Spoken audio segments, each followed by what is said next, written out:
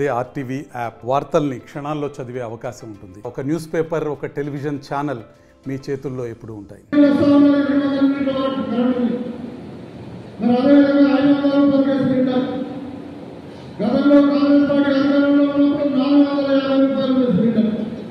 మరి మోడీ గారి పరిపాలనలో ఏమైతే 1200 రూపాయలు సిలిండర్ వేస్తే పేద ఆడవాళ్ళకు ఇబ్బంది అవుతుందని చెప్పి కాంగ్రెస్ పార్టీ సబ్సిడీ ఇచ్చి 500 సిలిండర్ ఇస్తాం. ఇవాళ మీకు అందరూ కూడా వ్యవసాయానికి కరెంటు ఫ్రీగా ఎప్పుడు చేసాము.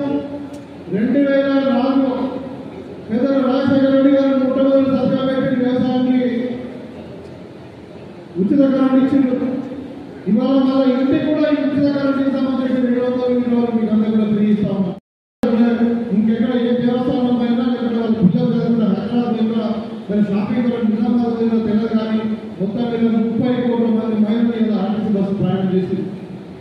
అదేవిధంగా మరి పేదవారికి ఆరోగ్యం ఖరీదైంది. మరి ఆరోగ్య పథకం నీరు కాలిపోతుంది.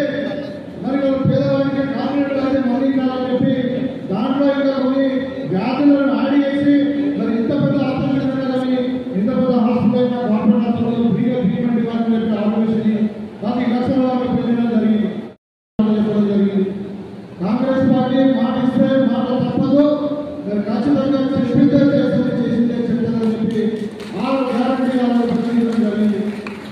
జరిగిన తర్వాత అధికారంలో వచ్చిన తర్వాత మీరు చూస్తున్నారు గత 100 రోజుల నుండి మరి మీరందరూ కూడా అధికారం ఆల్రెడీ సలహాలు అనుకుంటా ఉన్నారు. డిసెంబర్ 9 నాడే ఇక్కడ ఉన్నటువంటి మహిళా సోదరులందరూ కూడా మరి ఆర్టీసీ బస్సులు దిగవేయడం జరిగింది. ఇవాళ 100 రోజులలో మరి దగ్గర 30 కోట్ల మంది మహిళలు వివిధ రకాలుగా మరి ఆర్టీసీ బస్సులు ఉచితంగా ప్రయాణం చేసి ప్రాధాన్యత పిల్లలు కావచ్చు. ప్రశాంత కాలం 2 పర్యాయాలు కేవలం కాంగ్రెస్ పార్టీ మాత్రమే చెప్పారు. మనం చేస్తున్నా చెప్పండి. అంతేకాదు 1350 నిజామాబాదమే 450 1350 ఏంటంటే 200 రెట్లు, అంటే రెట్టింపు కంటే డబుల్ అయిపోయింది. కాబట్టి రేపు గరీబ్రానికి ఏమవుతుందో మళ్ళీ మనకు కొత్త రుణం కల్పించబోతున్నది కాంగ్రెస్ పార్టీ అని చెప్పంటున్నా. నిజామాబాదమే నెడుతున్న భారతీయ జనతా పార్టీ అరవింద్ గారిని నన్ను ఈ పార్టీ అని చెప్పి నిజంగా రైతు పక్షపాతం అయినట్లయితే కాంగ్రెస్ పార్టీ ఏంటంటే రుణమాఫీ చేస్తారని చెప్పంటుందో మరి బీజేపీ కూడా చేస్తారని చెప్పాలని చెప్పద్దమ్మా. రైతు రుణమాఫీ చేస్తే సొమ్మడిపోతాయి. అదే ధన వ్యాపారవేత్తలు అమ్మాని ఆదాయం లాంటి వాళ్ళు ఏం చెప్తుందో లక్షల కోట్లు మాఫీ చేస్తే సొమ్ముకుంటున్నారనే